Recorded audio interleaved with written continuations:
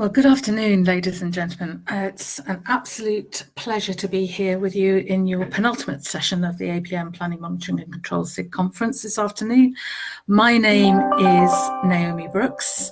I am a Professor of Complex Programme Management at the University of Warwick. I'm really happy to keep in touch with people. This is hot off the press stuff that I'm going to actually be presenting this afternoon, and I really would like to share with you the full report when it comes out. So, what am I talking about today? I've actually changed the title. Good start, isn't it? What I'm going to talk about, I've rephrased the topic into this idea of revolution, with an R around it, barriers and enablers of project data analytics in infrastructure projects in particular. So this work is hot off the press. A number of people who will be listening on this will have actually contributed to it, and my apologies to them because they'll be seeing this for the first time here rather than your own personal private version of this. But I hope you'll agree with me that the chance to show it to a forum like this is so important to start getting some feedback to see if we've come up with the right answers to this question. So you'll forgive me if I carry on here. I also ought to thank our sponsors, the Oakland Group, who very kindly funded this research and enabled us to look into what is an absolutely imperative area. So for the next 3/4 of an hour, half an hour presentation and 15 minutes for questions, I want to talk to you about what the barriers and enablers are for project data analytics.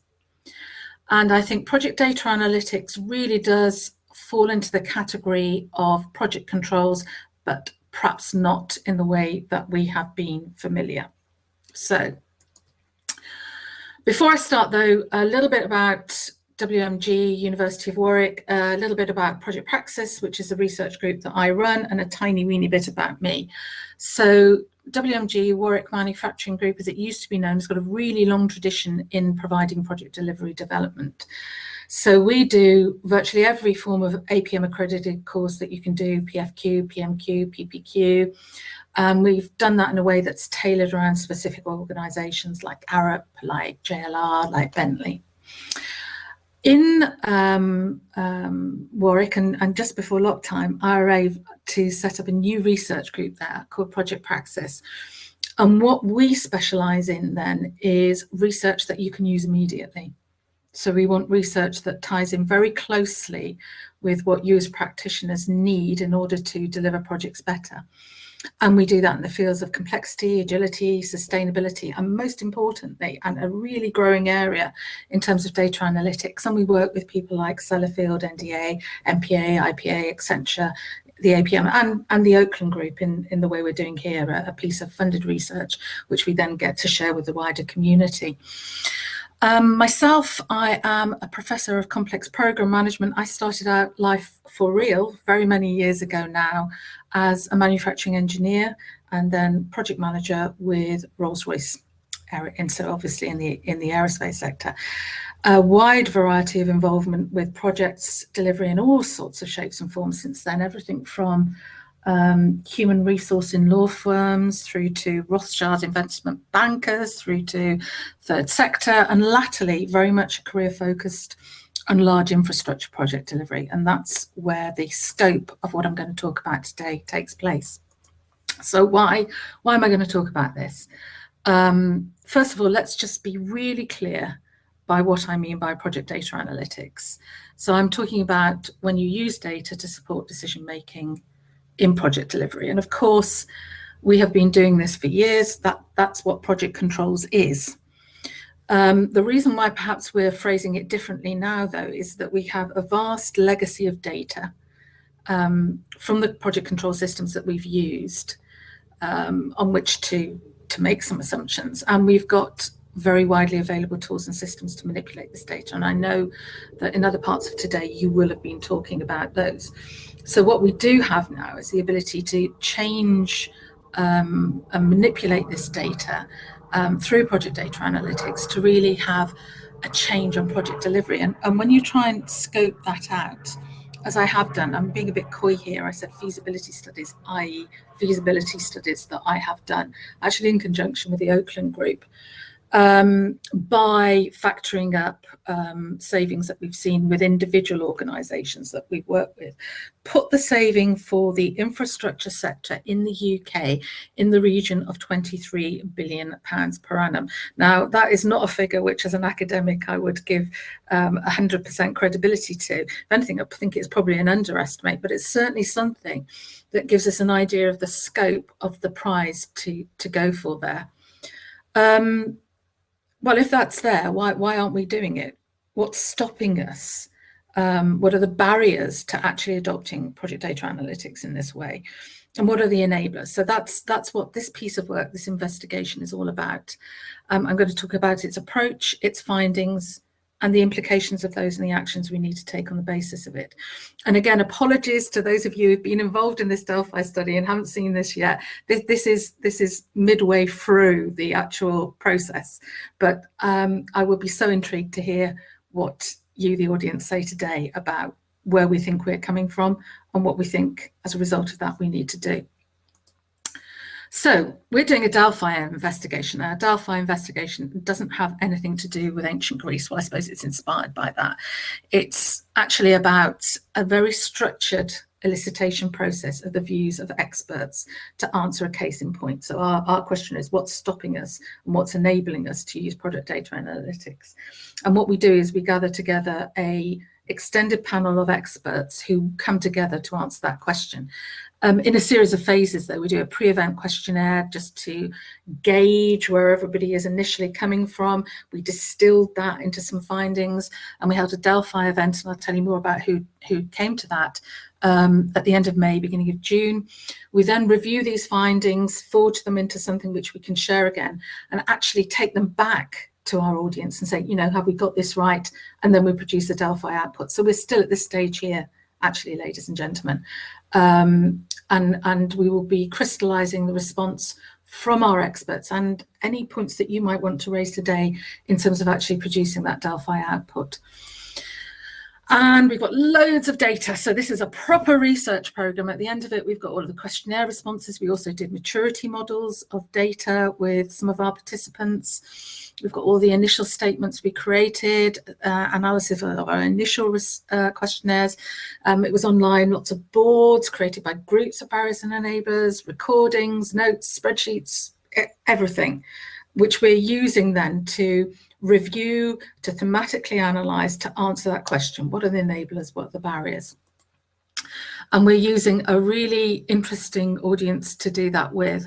So you can just flick down the names there to see where we've got IPA involved, Major Projects Association, water utilities, consultants, transport, contractors, so first tier, huge variety then of really interesting people. And I must thank so much our participants who were so generous in their time to enable us to answer this question. I think we've got something like 400 plus years of experience of project delivery within our audience, from about as wide a range of experience as you can see, and across both what I would call PMO functions, project control functions, delivery functions, data analytics, cross-organizational learning, assurance, and senior leaders. So it's a really good representative sample of project delivery in infrastructure. So it's a really good group of experienced people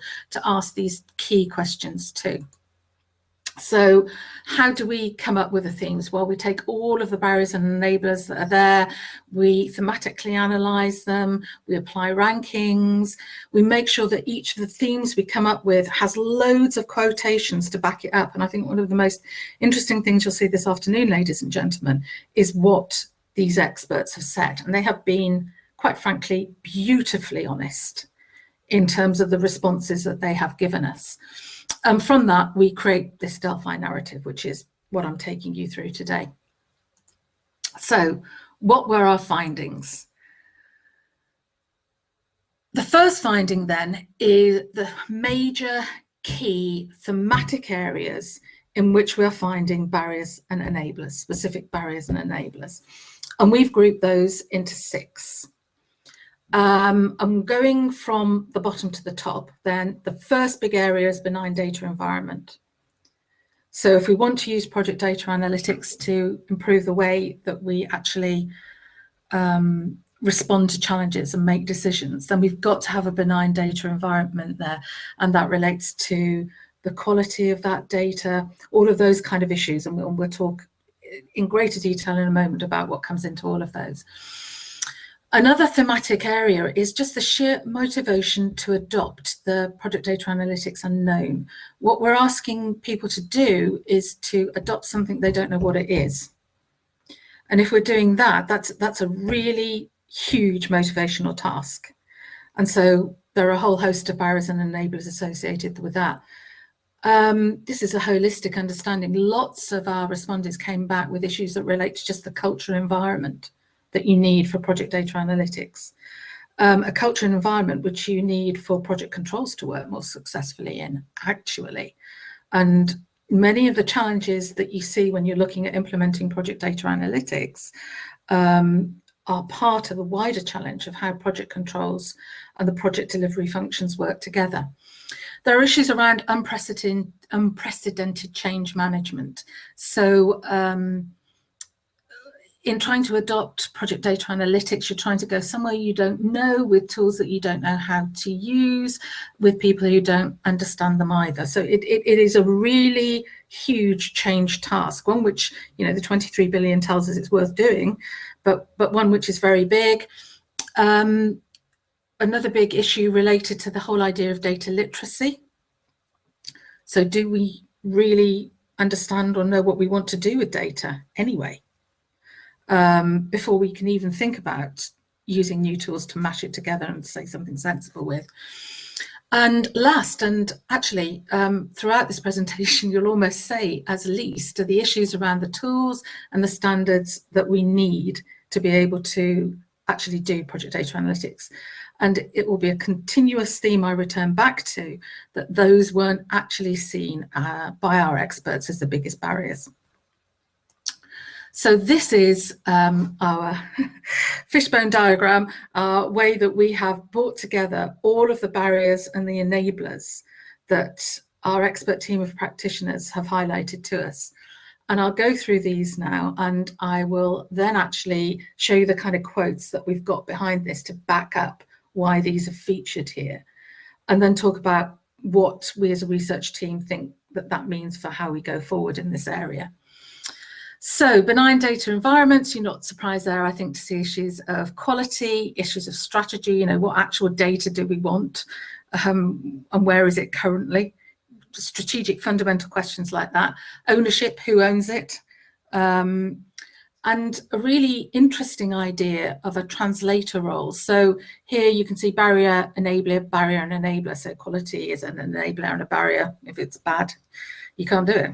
If it's good, you can. But was this idea of translator roles, so that in order to have a benign data environment, experts suggested it's really important to have somebody who can speak all languages.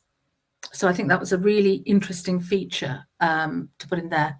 In terms of motivations to adopt the PDA unknown, people are concerned that they don't know how to do cost-benefit analysis in this area, happy when they can do it in such a way to persuade C-suite to make investment decisions. This whole idea of exemplar cases, people are crying out for vignettes of really successful use of PDA.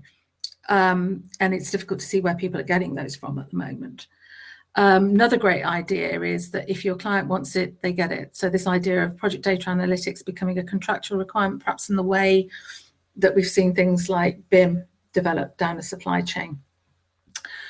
A really interesting one, project data analytic friendly culture. It's always the soft side, isn't it, ladies and gentlemen? Crucial areas of how do we get over ideas of silos and sharing? How do we eliminate the fear from using project data analytics, which is very real and is actually to do with a fear perhaps of being beaten up more.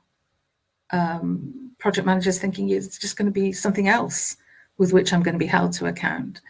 Data versus experience. I'd like to change this actually, I think, to data versus gut feel and decision making. We need to be really honest about what we prioritize and what we promote in terms of our use of data.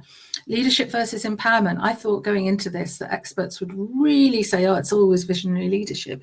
And what they're really talking about is the empowerment for people to actually achieve what they want to achieve. And getting people, and particularly clients, to value data is seen as really important in that culture. So standards and systems, systems proliferation seen as a barrier, but not as great as other barriers. Organizational standards need to be in there, but this relate very closely to this idea of just doing the basics. So there's some very basic understandings, basic organizational standards. I'm not tweeting ISO, XYZ at the moment, just around project names that need to be there for this to work. Really interesting ideas about data literacy, a real understanding or awareness by our experts that people don't know about data analytics, but they don't want analysts.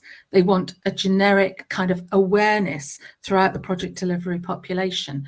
They want people to understand text capabilities. A very interesting one came up just about actually people need to have a basic understanding of where the data gets used, and quotes cases. I hope I've got this quote in here of value management and how people just don't understand it anyway, let alone if you're going to put a layer of project data analytics on top of that. Really good idea around tailored competency framework. So how has the APM competency framework, for example, got to change to reflect this need for data literacy? And just this whole unprecedented change management, just the sheer scale of the task. People do not know how to eat the elephant. The role of consultants for good and for bad in this. So whenever we're faced with a large change task, I think we think, well, we're going to go for help. And experts have some really interesting ideas on how to effectively use consultants in that. And this idea of leveraging of quick hits.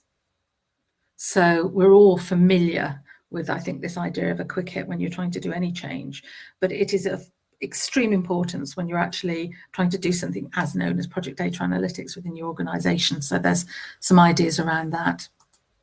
So what I wanted to do now was just illustrate some of those, and only some of those. We have got quote upon quote which backs up all of these, because they're just fun, because they're interesting, and I think because they will stimulate debate not only about project data analytics, but as I said, about the relationship between project controls and project delivery. So this great one about benign data environment, just one of the barriers enablers, and data and quality. It's critical from moving from BA to AI. Even if you think your data is okay, null fields kill learning models. So this is this real idea, somebody really grasping here, that if you want to do predictive data analytics, which is using past performance to predict the future, then you've got to get your quality right. If you wait till you get all of your quality right, you'll never succeed. Pointing out again about you can do descriptive analytics with average quality, but if you want to go more than that, you really need to get your quality under control. This idea that it sets itself up in virtuous circles. The more we analyze it, the better it gets. That if you want to improve the quality, make people publicly accountable for it. Fascinating comments, and this will all be contained in our final report. Motivation to adopt the unknown, lack of practical, tangible use cases. Seeing is believing, having cases that prove the value of predictive analytics be very powerful. So our experts are all underlining and emphasizing the role of exemplar cases and what we're trying to do here. Oh, there's some really lovely ones here. I don't think we have enough reward mechanism in place of reporting bad news. People don't get rewarded for saying those things up front. We wait to see who else blinks first. I mean, this is really important. So if you're going to have better project data analytics, what does this mean for the reporting of our bad news and shooting the messenger? What's going to be uncovered by PDA? Why am I going to give you a stick to beat with me with? Some really interesting comments around the fear and the confidence of using project data analytics in this context.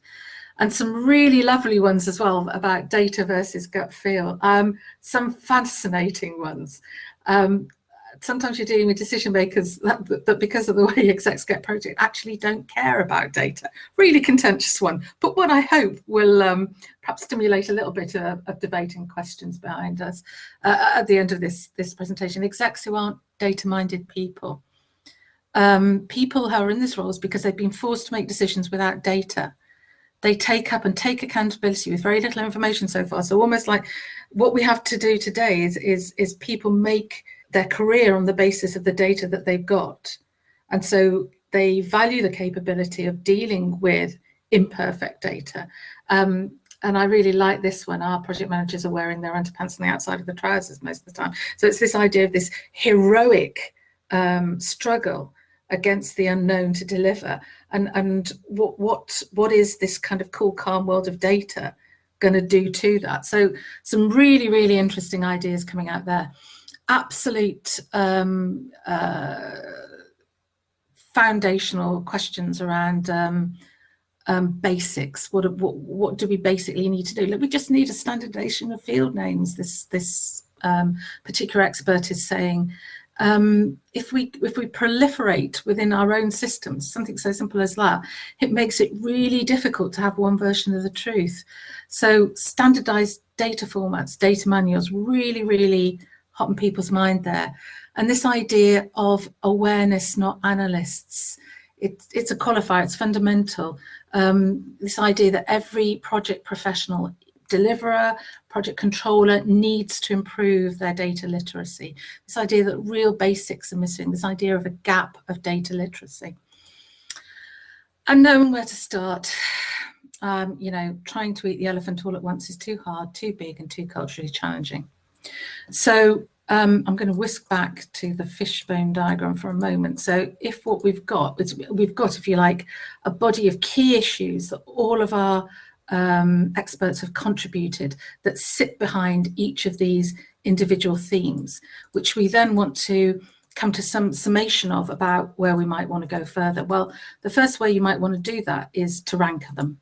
So we had to go at ranking all of these themes, only to find that there are some things that are always ranked particularly highly, and some things which are ranked very, very differently.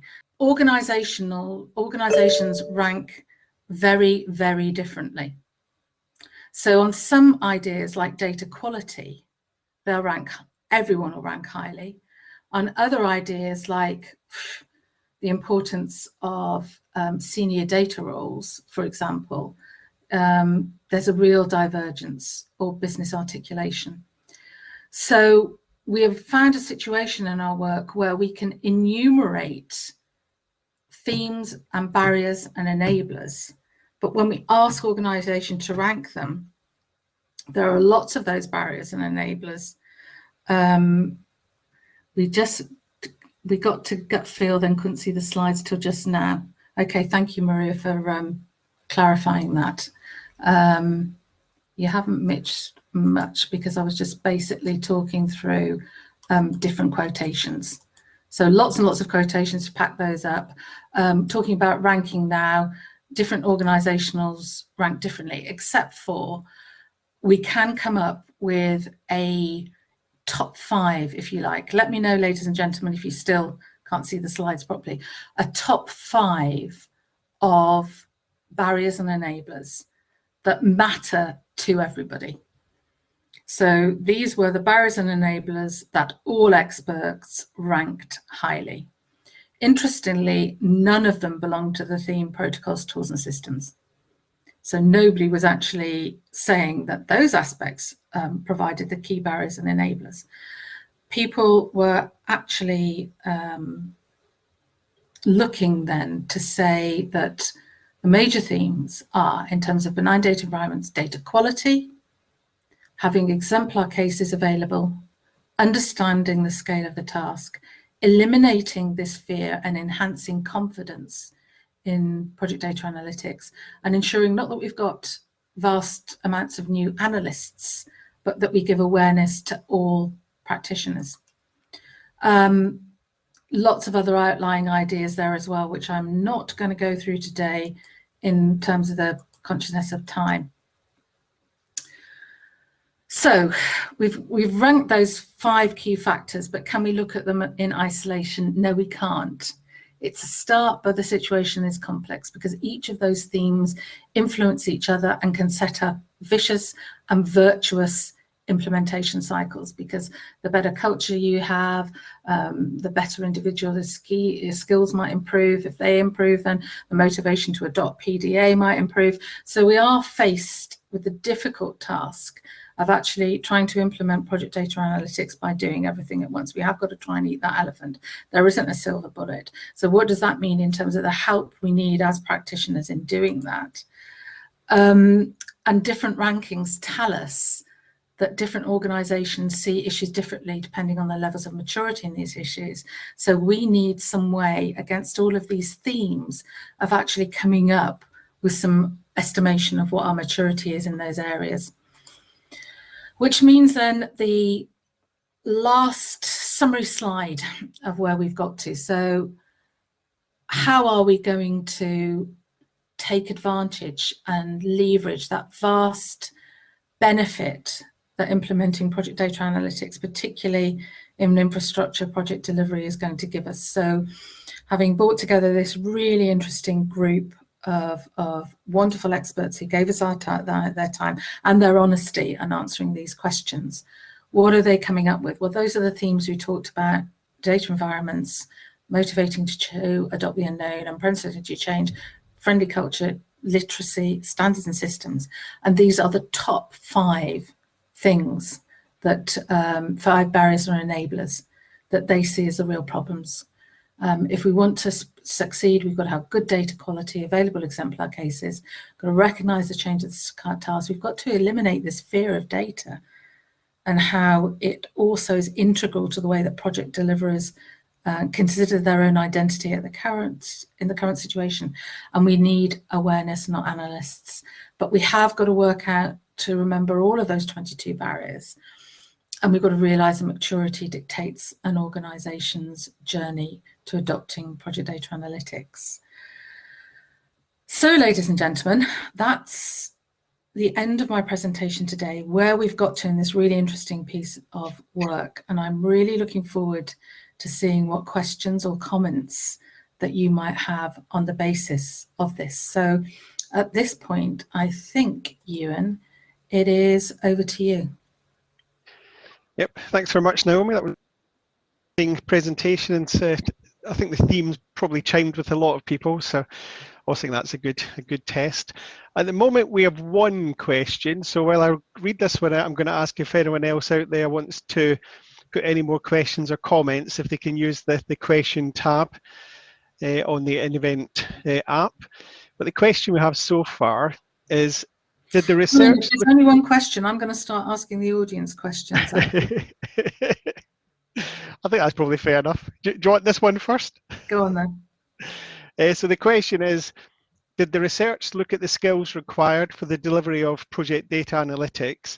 And if so, what new skills were identified? For example, what would a translator require? Okay.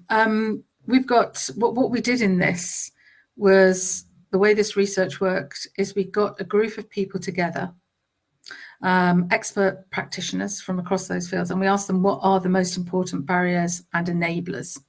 So having come up with those areas, then I think what this does is generate a whole load of questions that we need to answer in more detail, one of which will be, okay, if you really do want just general awareness of literacy, what is that data literacy going to be? It's clearly going to involve a much better delineation of what people want to do with data. So it's an idea of the value of data. But I'm almost tempted to answer that question by saying, okay, audience, do you agree? Do you agree that it's awareness and not particular data analysts that we need in project delivery and project controls? And if it is, what do you as an audience think that ought to be then? So this research created, I think the most important contribution it's created here is if we want to do something as radical as project data analytics, it's pointless just thinking about it in terms of tools and systems. We've got to think holistically across the whole organization about what we need to change to get this to work. Yep, that sounds right. We have a follow-on question. So great Delphi study, what happens next?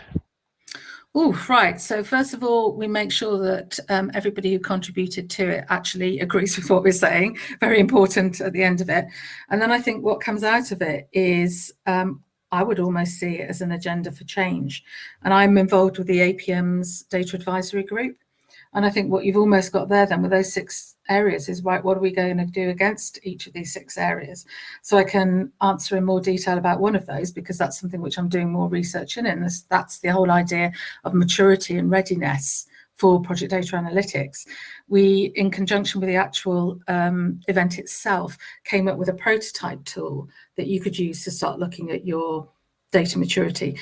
Delphi studies made us realize that we've got to almost produce something like that for each of those themes. We need a way of assessing how friendly your PDA culture is. We need a way of assessing how motivated you are, where your levels of motivation are.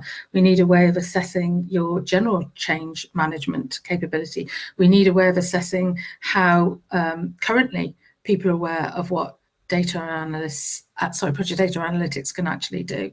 So I think, first of all, we've got a well thought through agenda which organisations like the APM's Data Advisory Group can work with. We've got a highlight for where we need to do new work, so that better understanding of what skills is a great piece that this work signposts, the ability to create this maturity. I think it's also, if you are sitting there as an individual organisation thinking, well, what do we do in the project data analytics journey? I mean, I know I've harped on about how important it is to do all things at once, but you ought to take those top 5 and just say to yourself, do we really know where we are currently with all of these?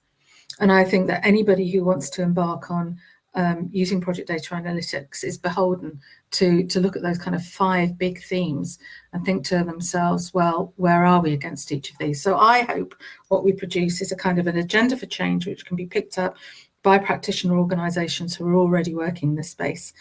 An idea of tools and techniques that we can develop, and I'm taking that on board personally with my research group and Project Praxis and looking at how you do maturity tools in this area, and also something to take back to our own individual organisations and saying, right, where are we at the start of our journey? Given that our journey is going to be dictated about where we start from. Yep. There's an old joke there, isn't there? But I can't remember it. You wouldn't start from here. And so it gives them an impetus and a framework in which to undergo that process. Yep, so there's a couple more questions coming in. I'm going to start with one that I think pretty much relates to where you've just been. So where would you say the construction industry is on this journey of change as a whole? Oh, right. So, just in the middle. I mean, this isn't about the research. This is about my private opinion. I think there are some organisations which are fantastic at this, but they consider them, it's such a key area of competency that they're not going to tell us or share us our data. I mean, I would, when I'm thinking about organisations, I don't know whether I can say this, but I'm going to, like Bechtel, okay, renowned private sector deliverers. I am sure they have volumes of data, good quality, currently used, appropriately analysed data. So I think there's a very, very big divergence of data maturity across let's call it infrastructure delivery. I'd like to think that what was similar is at least now a motivation to actually do this, to have identified that project data analytics is a route worth pursuing. So whilst there might not be universal maturity, I hope there's universal excitement and awareness that this is somewhere we need to go. Yep. So the next question we have is, how can project data analytics help provide evidence for project assurance activity, if that is an area Yeah, you I can talk to? mean, so okay, I think that lies in the firmly in the realm of predictive data analytics. What I didn't do in my presentation was distinguish between this idea of descriptive analytics and predictive analytics. So descriptive analytics being basically presenting data better so you can make decisions, and predictive analytics being around actually being able to predict performance. And I think, well, I'm almost tempted to say, come and ask me again in 3 years' time. The world of research works slow, and I've just been awarded some funding from the Nuclear Decommissioning Authority to actually look at machine learning and benchmarking, which is where we're going. I hope I can come up with something a little bit more quickly than that. So I think that there is most definitely a role for developing predictive models which enable us to understand which characteristics of projects are likely to lead to uncertainty and risk. And therefore, we will have with that a kind of ability to assure our estimates because we know how many characteristics that are within this particular large infrastructure project that have a tendency to make that not behave as we would expect. So I think that brings that whole kind of idea of P50 into a much more granular and project specific kind of way of estimating, and hence giving assurance. Yep, thanks for that. And flipping from assurance back to maturity. So the question is, you mentioned maturity. Have you followed a particular methodology or scoring system to assess the level of maturity? I'm going to now confess that our maturity doesn't necessarily follow maturity models, right? Yeah. Because, of course, within the phrase of maturity model, there's a kind of inherent assumption. It's, you know, like ad hoc, monitored, improved, or whatever. There's sort of 4 stages. We've played fast and loose with that term a little bit, and I've done lots of work in the past actually around maturity models and how you use them to improve project delivery. So when I'm using the phrase maturity model, I guess it's something which has not necessarily that same idea of continuous improvement as being the way forward in terms of maturity. It might be an out and out just assessment. But having said that, the work literally before, you know, this morning, before I came into this conference, I was talking with my team around how we introduce that idea of conventional maturity models to the maturity we need for project data analytics.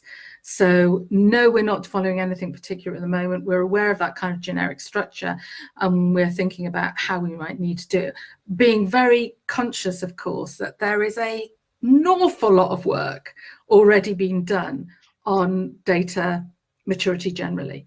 So we've got a huge body of work we can use and refer to. And what we need to do is take that and tailor it specifically for the context of project data. Yep, thank you for that. And we've got one last question currently, though I think we've got time for a couple more if anyone wants to pop them on there. So the question we have is, managers and technical staff have traditionally been starved of finance and time to collect and analyse such data. The way forward is to invest in improvement. This has traditionally not happened. We're classed as an overhead. How do we change this attitude with the client? Which is maybe a big question. Yeah, I mean, first of all, I'm going to say our experts agreed with you, and particularly in the context of when you're trying to put that kind of capability on a bid with a client and they're just not having it. I think that we have this huge problem of credibility of motivation, of actual examples of where project data analytics works to be able to then inspire an appropriate investment in this. And I think there's 2 things going on here. First of all, that, as our expert said, and I would imagine anybody who's listening in on this presentation is thinking, where are your exemplar cases? Where are your use cases? So until we have those, then people don't have the confidence to make the investment. So what we're really looking at is introducing these virtuous cycles of improvement. We need to show in a particular tightly scoped case then how we've actually used descriptive or predictive analytics to improve project delivery performance, to give confidence in that investment. But I think that is almost quite an atavistic viewpoint, actually. In some ways, I think that a future sight of what data means and a more open-minded approach would almost be, well, how can we afford not to invest in these? But if we're going to do that, we've got to overcome some of the issues, which unfortunately perhaps the slides, because we had that issue with the slides, didn't see, of let's be contentious of having senior project delivery professionals who've been brought up in a world where data was not valued so greatly. So I think it's a really intriguing question, to which I've probably just given a politician's answer of not actually answering it. Yeah, we'll take that though. So we've had 2 more questions pop on. We've got 3 minutes left, so I'll see if we can manage them both. So the first one is, you mentioned focusing on the basics. Could you elaborate the thoughts behind this, please? What's the second one? The second one is, have you encountered resistance from project-specific disciplines, e.g. schedule, cost, risk, software-specific in-house reporting, and the transition to universal PDA? Do you know what? Given that we've only got 3 minutes left, I'm going to do something incredibly cheeky, Ewan, and say those are really, really good questions. I would love to have the opportunity to spend a bit more time discussing them. So I am naomi.brooks@warwick.ac.uk. Feel free to send them through. And I think also I'd be really interested in anybody wanting to hear more about the report, to get the final full version of the report when we come out. So Ewan, I'm really ducking those 2 questions, aren't I? By saying, you know, too big to cope with in that time. Really good questions. Contact me, please, personally, if you want to take that discussion further. And generally, everyone, if you're interested in this research, if you're interested in getting more of the work that's been sponsored by Oakland, then please do get in touch. Yep, thank you very much, Naomi. Right. So I think we have 2 minutes before Keith now. Do you want to finish up? I just wanted actually just to wrap up then and say thank you very much for your time this afternoon, ladies and gentlemen. It's been a great privilege to come along and present something which is quite rough and ready, because it's literally being processed as we talk about, but something which I think covers a huge number of issues that we need to consider when we want to move towards project data analytics, and issues which we can quite easily ignore if we're not careful, or issues that relate to ongoing discussions about how project controls relate to the project delivery function. As I say, if you're interested in hearing more, please, I'm just about to type my name and email in the chat, because I would really like to hear more from everybody. It's been a great opportunity this afternoon.